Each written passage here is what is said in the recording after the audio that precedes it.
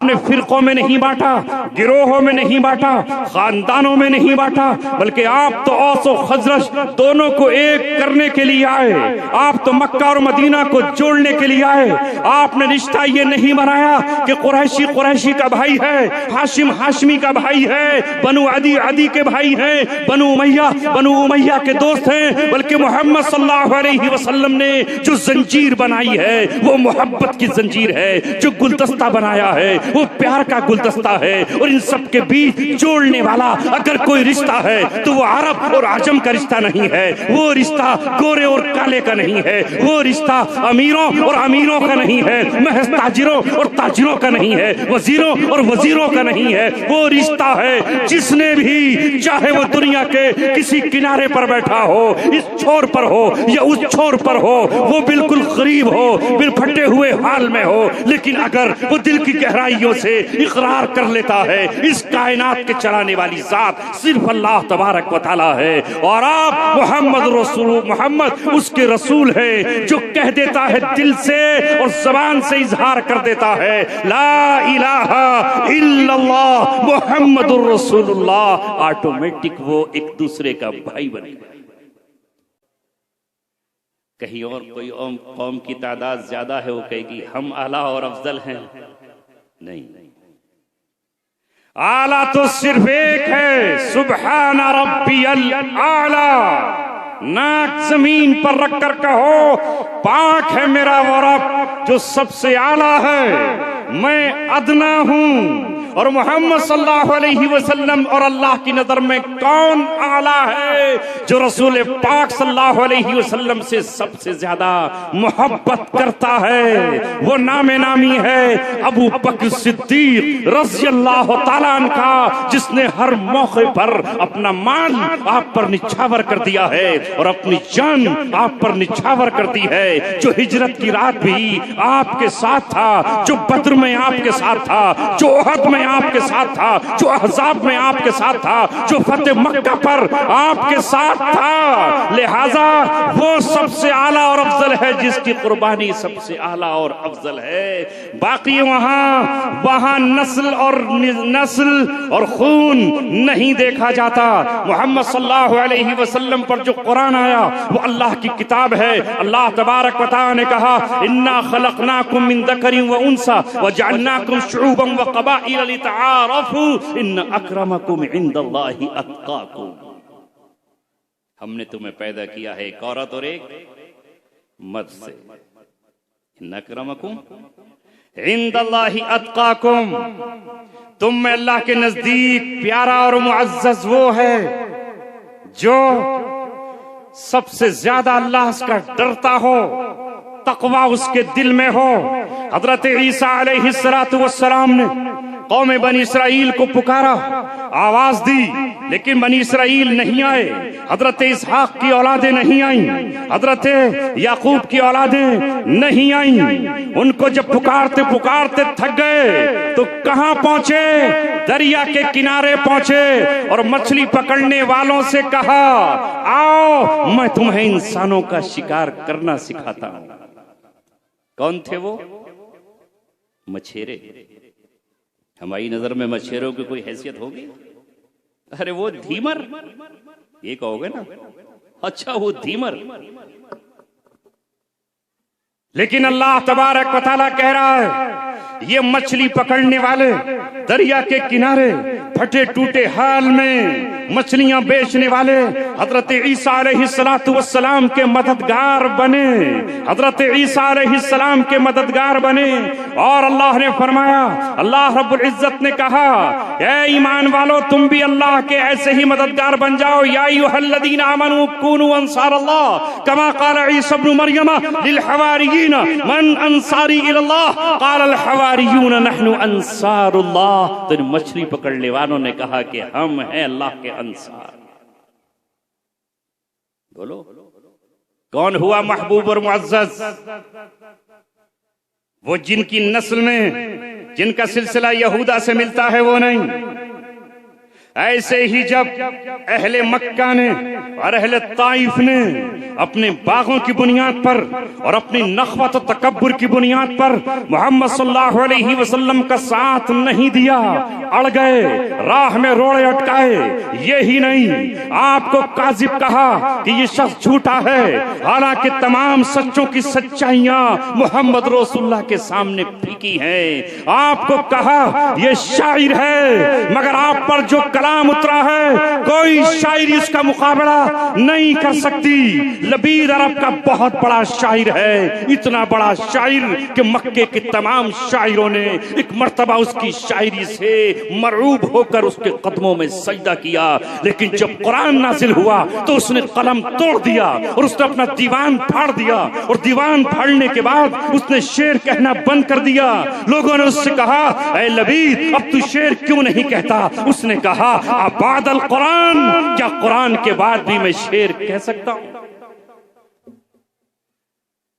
لیکن پھر بھی آپ کو شاعر کہا، آپ کا نام محمد رکھا، اور محمد کے معنی ہیں جس کی تعریف کی جائے، تعریف کیا ہوا۔ نام ہی آپ کا وہ ہے جو دنیا کی تاریخ میں ایسا نام کسی نے آج تک رکھا ہی نہیں، محمد، مگر آپ کے دشمن محمد کے بجائے مزمم کہا کرتے تھے کہ جس کی مذمت کی جائے۔ لہذا اللہ تبارک و تعالیٰ نے کہا، اللہ رب العزت نے کہا جو حمد میری کی جائے گی وہی میرے احمد کی جائے گی، جو تعریف میری کی جائے گی وہ تعریف میرے احمد کی جائے گی۔ کوئی خطبہ مکمل نہیں ہوگا جب تک اس میں محمد کا نام نہیں آئے گا، کوئی عبادت مکمل نہیں ہوگی جب تک اس میں محمد کا نام نہیں آئے گا۔ نماز جنازہ پڑھتے ہو، پہلی تکبیر میں سبحانہ پڑھتے ہو اور دوسری تکبیر کے بعد رسول اللہ پہ درود پڑھتے ہو۔ کوئی بھی خطبہ ہو، آپ صلی اللہ علیہ وسلم کو نہیں مانا، قریش نے، بنو طے نے، بنو عدی نے، تو جنہیں دنیا کچھ نہیں سمجھتی تھی وہ مدینہ کے رہنے والے، جہاں کی بیماری مشہور تھی، جہاں کا گردن توڑ بخار مشہور تھا، کوئی جاتا سفر کرتا وہاں قتل ہو جاتا اور مار دیا جاتا، لیکن اللہ تبارک و تعالیٰ نے اہل مدینہ کو، جنہیں بعد میں انصار کا خطاب ملا ہے، وہ پہلے انصاری نہیں تھے، وہ پہلے کوئی اوس تھا، کوئی خزرج تھا، کوئی اس قبیلے کا تھا، کوئی اس قبیلے کا تھا، لیکن جب انہوں نے محمد رسول اللہ صلی اللہ علیہ وسلم کو دعوت دی اور آ کر یہ کہا اگر تمہاری قوم آپ کو سینے سے نہیں لگاتی، اگر تمہاری قوم نے آپ کے لیے دروازے بند کر دیے ہیں، مکے کی گلیاں تنگ کر دی ہیں، تو ہم آپ کے استقبال کے لیے آئے ہیں، آپ کو مہمان بنانے کے لیے آئے ہیں، ہم اپنی تلواروں کو آپ کی دفاع اور حفاظت کے لیے نیاموں سے باہر نکال لائے ہیں، ہم اپنے بچوں کا قتل برداشت کریں گے، اپنی بیویوں کو رونا برداشت کریں گے، ساری دنیا سے لڑ جائیں گے۔ اے محمد صلی اللہ علیہ وسلم تشریف لائیے۔ جب انہوں نے آپ کی مدد کی، آپ کی نصرت کی، آپ کا تعاون کیا، آپ کو پناہ دی، آپ کے لیے جنگوں میں خون میں غلطہ ہوئے، یتیم بچے ہو گئے، بیویاں بیوہ ہو گئیں، سہاگ اجڑ گئے، کھیتیاں برباد کر ڈالی، تو اللہ تبارک و تعالیٰ نے کہا یہ ہیں انصاری۔ جیسے وہ عیسیٰ علیہ السلام کے انصار کہلائے، یہ محمد رسول اللہ کے انصار کہلائے۔ اور ابو جہل اپنی نخوت پر رہا۔ حشر کیا ہوا سب کو پتا ہے، حشر کیا ہوا ابو جہل کا سب کو پتا ہے۔ میں آپ کے سامنے رسول پاک صلی اللہ علیہ وسلم کا یہی پیغام سنانے آیا ہوں۔ ہم سب کے سب اہل السنت والجماعت ہیں، ہمارا امتیاز شیعوں اور روافض کے مقابلے میں پڑا اہل السنت والجماعت۔ ہم نبی کی سنت پر چلنے والے اور جماعت کا ساتھ دینے والے ہیں۔ میرے نبی محمد صلی اللہ علیہ وسلم نے اپنے ماننے والوں کو امت قرار دیا، جماعت بعد میں ہم نے اس کا نام رکھا. آپ نے فرقوں میں نہیں بانٹا, گروہوں میں نہیں بانٹا, خاندانوں میں نہیں بانٹا, بلکہ آپ تو اوس و خزرج دونوں کو ایک کرنے کے لیے آئے. آپ تو مکہ اور مدینہ کو جوڑنے کے لیے آئے. آپ نے رشتہ یہ نہیں بنایا کہ قریشی قریشی کا بھائی ہے, ہاشم ہاشمی کا بھائی ہے, بنو عدی عدی کے بھائی ہیں, بنو امیہ کے دوست ہیں, بلکہ محمد صلی اللہ علیہ وسلم نے جو زنجیر بنائی ہے وہ محبت کی زنجیر ہے. جو گلدستہ بنایا ہے وہ پیار کا گلدستہ ہے. اور ان سب کے بیچ جوڑنے والا اگر کوئی رشتہ ہے تو وہ عرب اور عجم کا رشتہ نہیں ہے, وہ رشتہ گورے اور کالے کا نہیں ہے, وہ رشتہ امیروں اور امیروں کا نہیں ہے, محض تاجروں اور تاجروں کا نہیں ہے, وزیروں اور وزیروں کا نہیں ہے. وہ رشتہ ہے جس نے بھی, چاہے وہ دنیا کے کسی کنارے پر بیٹھا ہو, اس چھور پر ہو یا اس چھور پر ہو, وہ بالکل غریب ہو, بال پھٹے ہوئے حال میں ہو, لیکن اگر وہ دل کی گہرائیوں سے اقرار کر لیتا ہے اس کائنات کے چلانے والی ذات صرف اللہ تبارک و تعالی ہے, اور آپ محمد اس کے رسول ہے جو کہہ دیتا ہے دل سے اور زبان سے اظہار کر دیتا ہے لا الہ الا اللہ محمد الرسول اللہ, آٹومیٹک وہ ایک دوسرے کا بھائی بنے گا. یہ ہے رشتہ محمد صلی اللہ علیہ وسلم نے جو قائم کیا. یہ سب جاہلیت کی باتیں ہیں جو کسی اور بنیاد پر رشتے بنائے جاتے ہیں. میرے نبی نے مشرق سے لے کے مغرب تک, شمال سے لے کر جنوب تک, اپنی بعثت سے لے کے صبح قیامت تک جس رشتے کو قائم کیا ہے وہ لا الہ الا اللہ کا رشتہ ہے. آپ قومیت کی بنیاد پر دعوت کو لے کر نہیں اٹھے کہ عرب اکٹھے ہو جائیں اور اپنی زمین کو کسرا سے چھڑا لیں, عرب اکٹھے ہو جائیں اور اپنی سرزمین کو قیصر سے چھڑا لیں. نہیں, بلکہ آپ نے پہلی ہی آواز میں کوہ صفا پر کھڑے ہو کر کہا قولوا لا الہ الا اللہ محمد الرسول اللہ, کہو لا الہ الا اللہ. ابو جہل کو چاہے برا لگے, ابو لہب عربی تھا, قوم کا سردار تھا, مکے کی پارلیمنٹ کا ممبر آف پارلیمنٹ تھا, آپ نے اپنے چچا سے رشتہ توڑ دیا.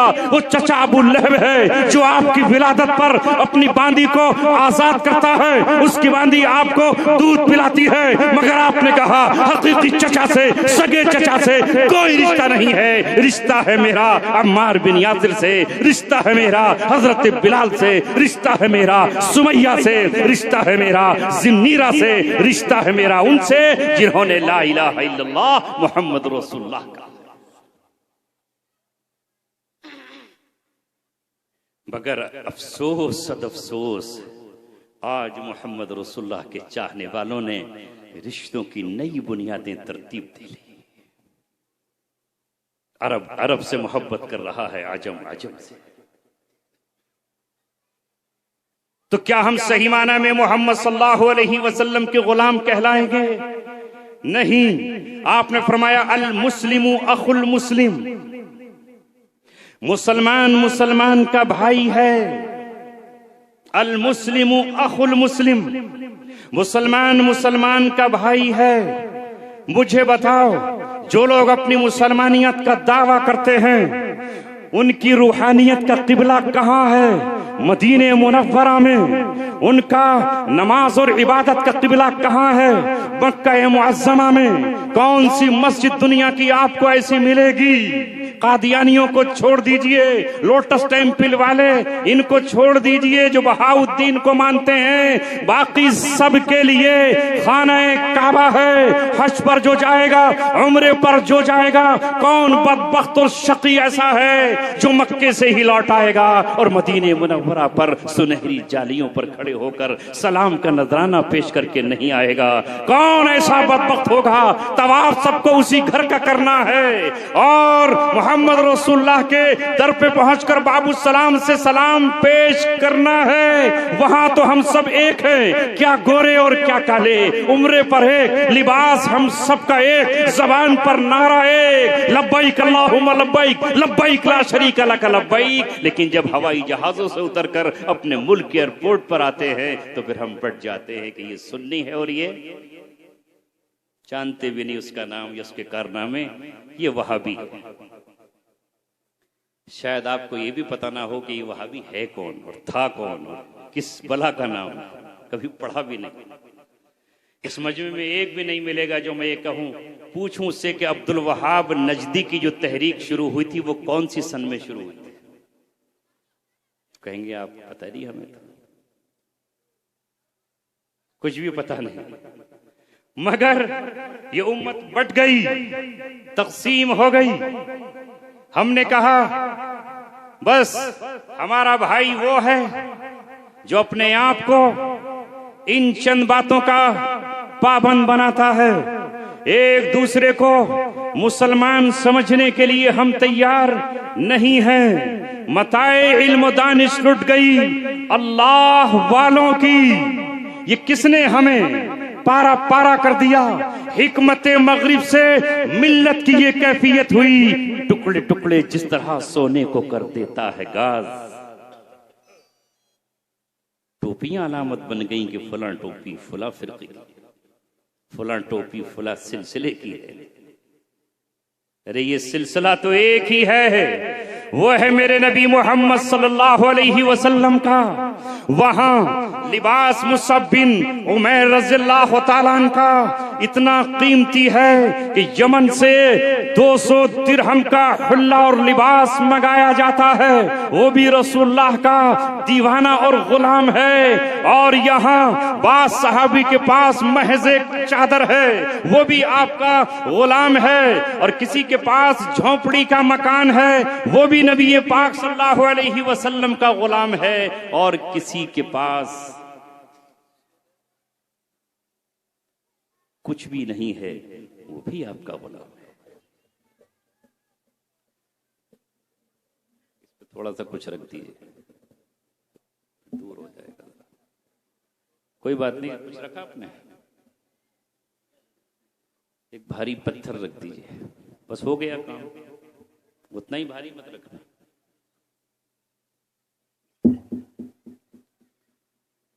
اصل میں اللہ تعالیٰ نے اس دنیا کو بیلنس کے ساتھ بنایا ہے، توازن۔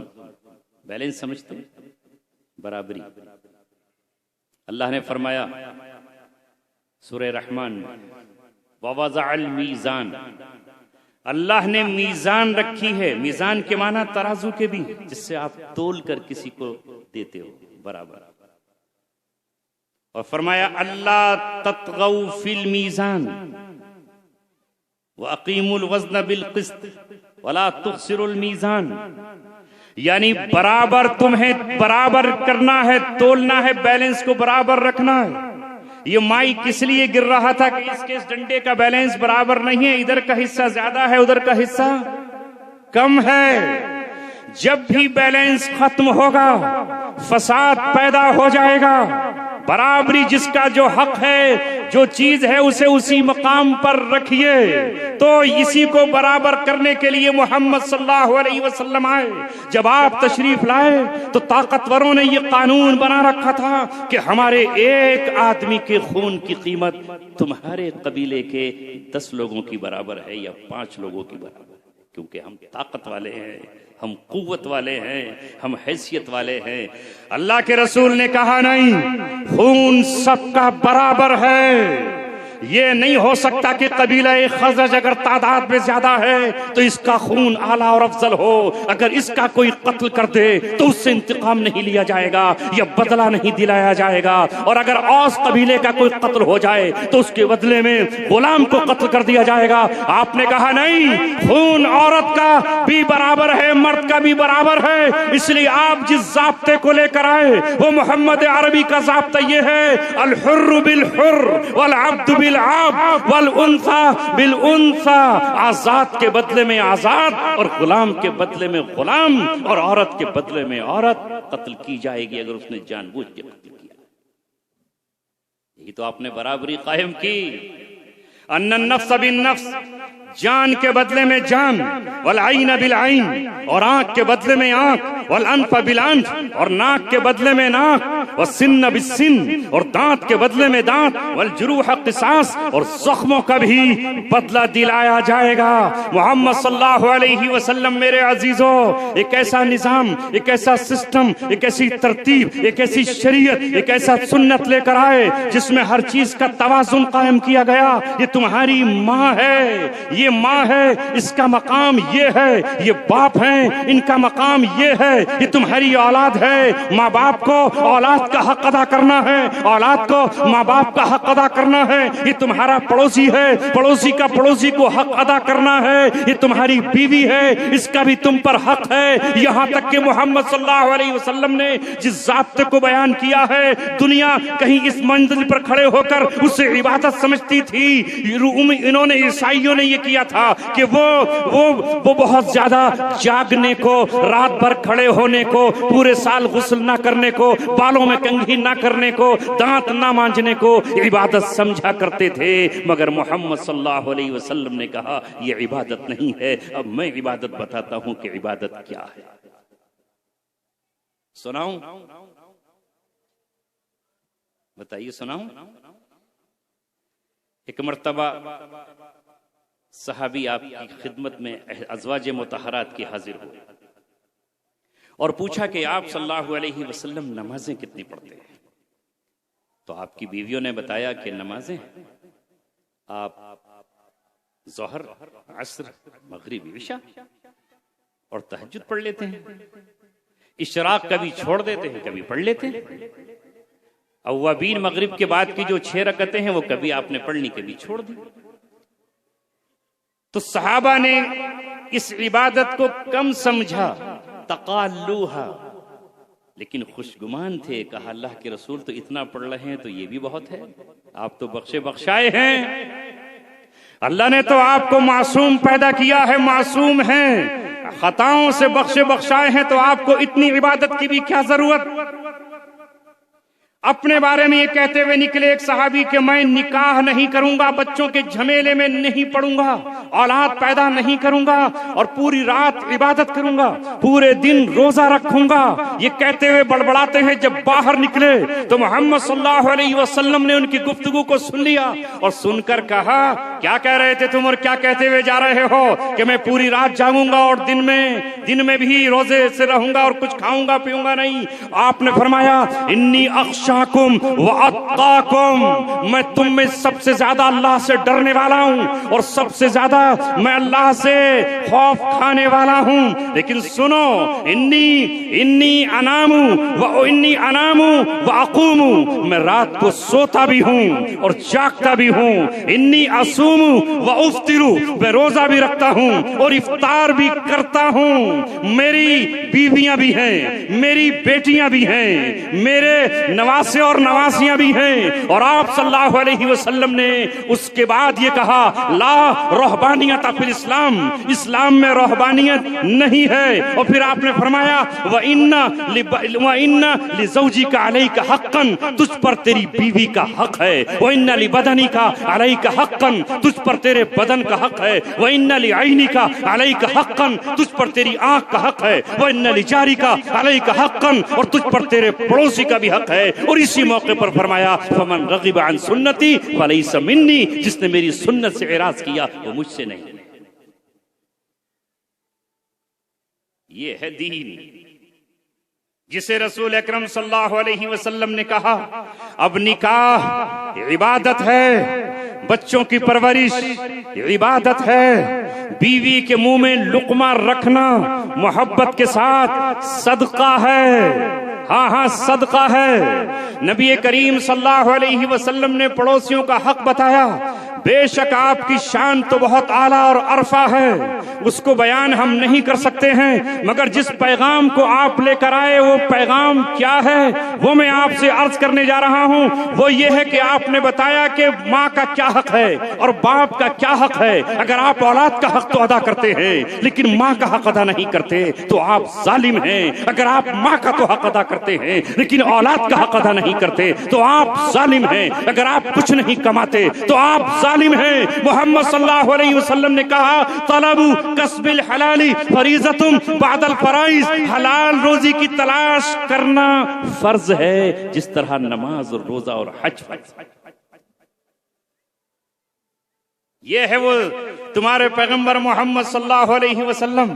عرض یہ کر رہا تھا میں کہ آپ نے ایک رشتہ ہمارا قائم کیا، عربوں کو عرب کی بنیاد پر نہیں بلکہ آپ نے لا الہ الا اللہ محمد رسول اللہ کی بنیاد پر رشتوں کو قائم کیا، اسی ترتیب پر جمع کیا. کوئی اپنا ہو یا بیگانہ ہو، آئے وہ کلمہ طیبہ پڑھ کر اس کے کپڑے نہیں دیکھے جائیں گے، زمین و جائیداد نہیں دیکھی جائے گی، بس یہ دیکھا جائے گا کہ یہ توحید کا ماننے والا اور رسالت کا اقراری ہے. لہذا سنیے دوستوں اور عزیزوں، آپ نے فرمایا المسلم اخو المسلم، مسلمان کا بھائی ہے، لا یظلمہ ولا یسلمہ، نہ تو وہ خود اس پہ ظلم کرتا ہے اور نہ کسی ظالم کے سپرد کرتا ہے.